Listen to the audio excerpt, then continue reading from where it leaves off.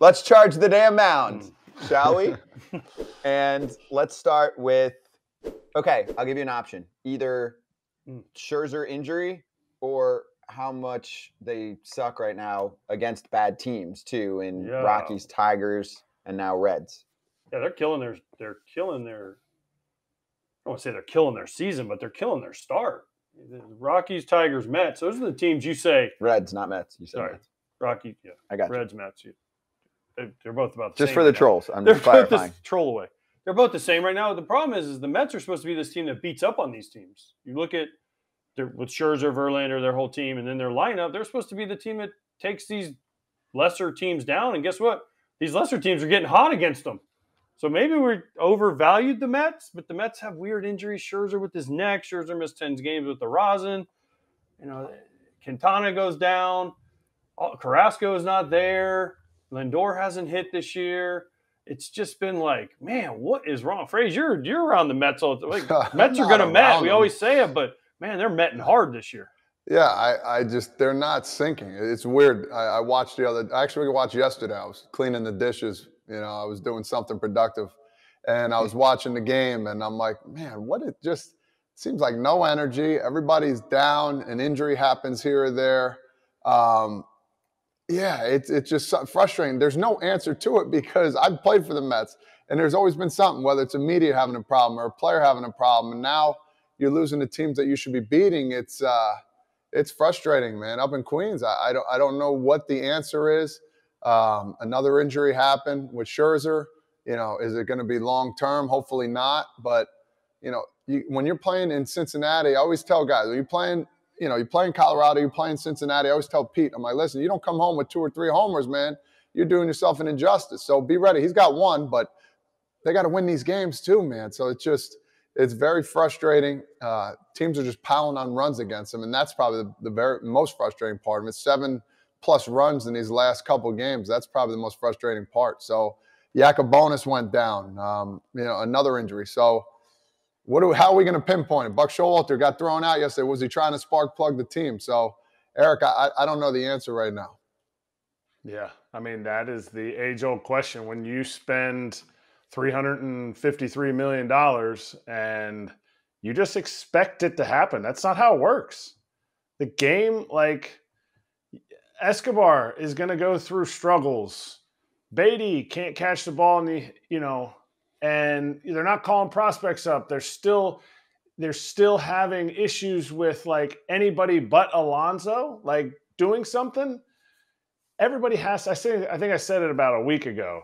Everybody there has to do what they came to do, whether it's bring energy, whether it's be a home run threat, whether it's an on-base guy like Nimmo.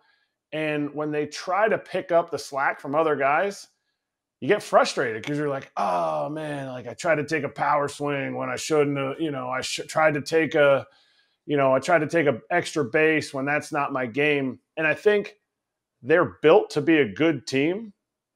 I think they've gone through some like schedule issues too with that whole week. And I completely agree with you. Like the whole no life thing, they came back last night. They didn't quite finish the deal. So I feel like there's some momentum there. They're still about a 500 team. And anytime you go through a struggle and your struggle is right at 500, 2 games under, I think they're 17 and 19. To me, they're a team that's still on the up. But the run differential is going to tell you it's not. Like their pitching staff really is what needs to pick it up. Well, the problem is they're already 8 games behind the Braves, who, me included, considers probably the best team in the National League. If not, them and the Rays are probably the best 2 teams in baseball right now. The Mets are going to have a hard time catching the Braves because they don't play them 19 times. They've already played 1 series against them.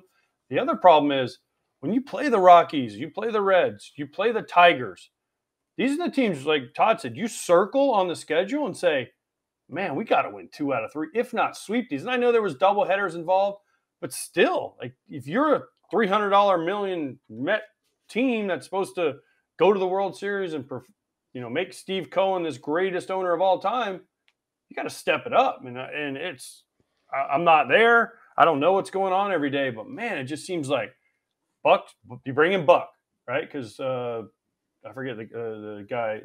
What was his name? The guy who was his manager before. So they bring in Buck because he wasn't the answer. Rojas, sorry. And then you bring in Lindor. Alonso was there, but you bring in Scherzer. You bring in Verlander. You bring in Ottavino. You bring in Narvaez. You bring in Escobar. You bring in Quintana. Re-sign Nimmo. Re-sign McNeil. Last year. All these guys, right? And where are they? They're a 500 team in the second half of last year. Let's not forget. They weren't very good either. They limped into the playoffs, got early exited.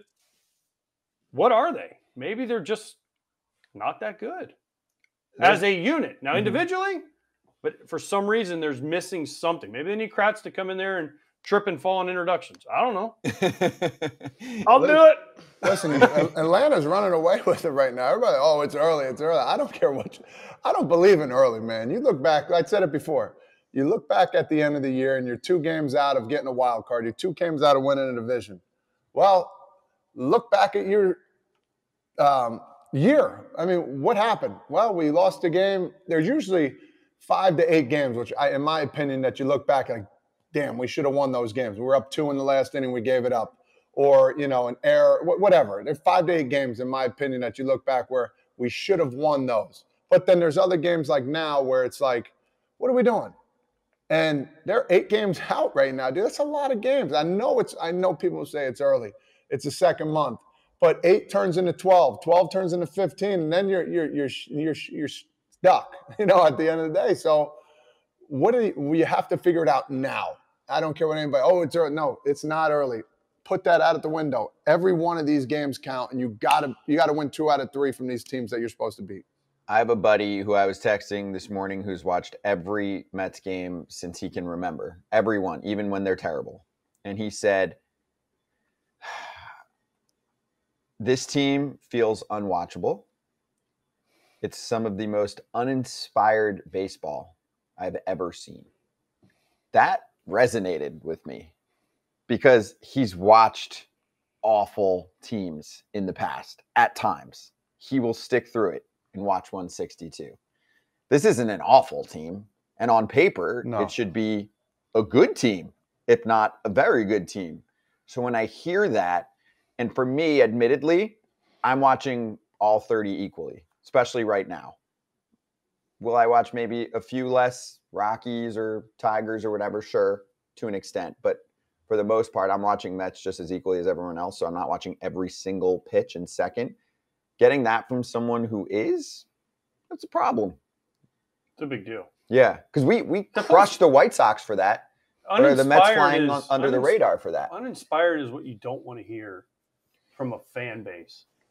Because the fans expect when they see you play and they see you show up to the park every day, they pay their hard-earned money. They expect you to give them a show, even if you lose, but give them something. Give them hey, I want to really be here. I want to play for the Mets. And if the fans are saying that, as Yogi Berra said, it's getting late early, boys. And you're 8 back of the Braves. They ain't slowing down. And the Phillies haven't gotten hot yet. They're supposed to be there. The Marlins are ahead of them. But the other thing you have is the other teams, Arizona, San Diego are both supposed to be good. Right? I know there's 3 wild cards. So you have the 3 division winners, but then San Diego is probably going to get one of the wild cards. Another NL East team. Or the Dodgers. Don't call that division yet. I know what you're saying. Right now the Dodgers are ahead, but San Diego's probably going to get one. Yep. Another East team is going to get one. So there's one spot open, and that comes down to maybe Arizona, maybe the Cubs, maybe Milwaukee, depending on who wins the division, maybe the Cardinals if they get hot. So there's not a lot of room there. It's probably worse in the American League than it is the National League.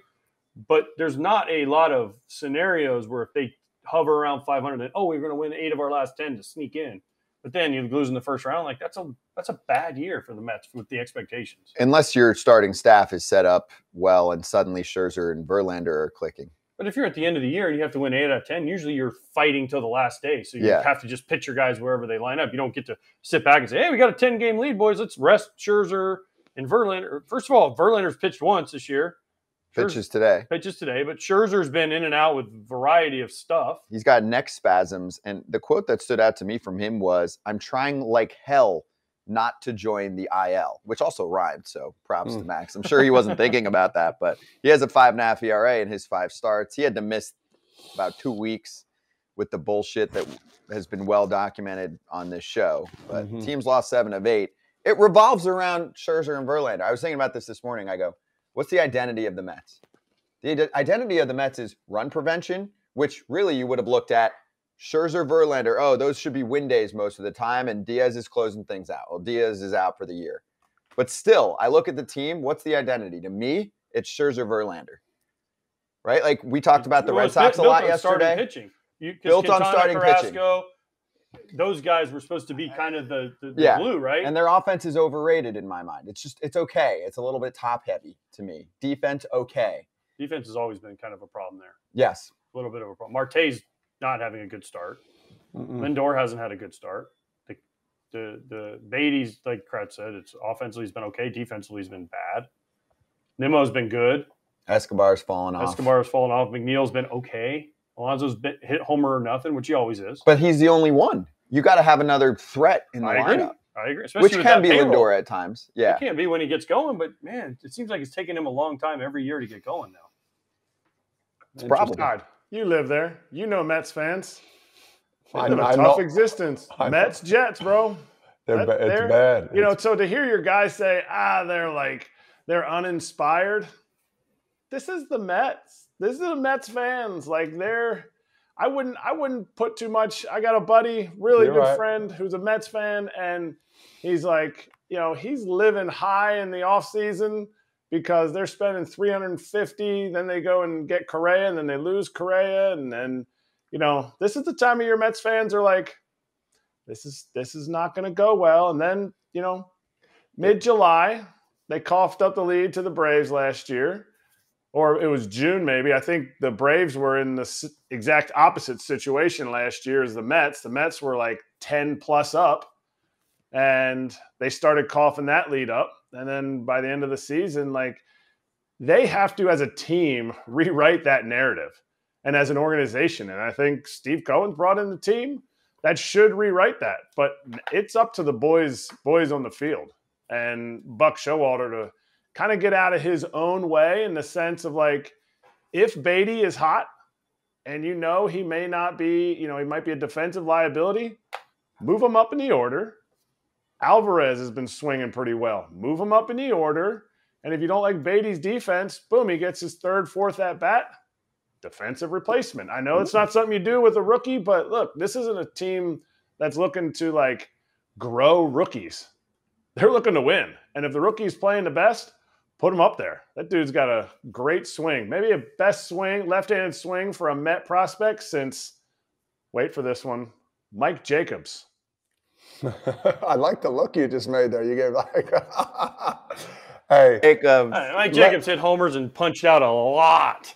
What a great swing. I never said he was a great player. I said great swing. Beautiful. Why, because it was long? Why, because it was really long enough? Yeah. Super long. Scott. Sounded awesome. He had the perfect shades on. Craig Brazel, another great Met prospect. I thought you were going to bust out like a Dom Smith. I'll leave it at I like Dom. Dom is a good dude. Hey, last thing I'll say about this, and I'll leave it at this. Mets fans, everything is blown up out of proportion. So you got to take it for what it's worth, but at the same time, fans, they're used to it. They forget in 15 they had that shot and they almost won it, and we're gonna lose again. The uninspiring thing, they use some SAT words in there, not even uninspiring, other words that are gonna be wow, I didn't even know that was a word. So that's what they do. They blow it up out of proportion of what they really think, but they're gonna watch every single night the team. They're gonna yell at the TV just like every other fan, but for some reason it's the Mets. And they want to blow it up even bigger. So take what they say, but don't take it too far. Yeah, no, they were freaking out before losing 7 of 8. Most Mets fans were when they were 4-4 in their last 8, they're like, worst team ever. This team's terrible.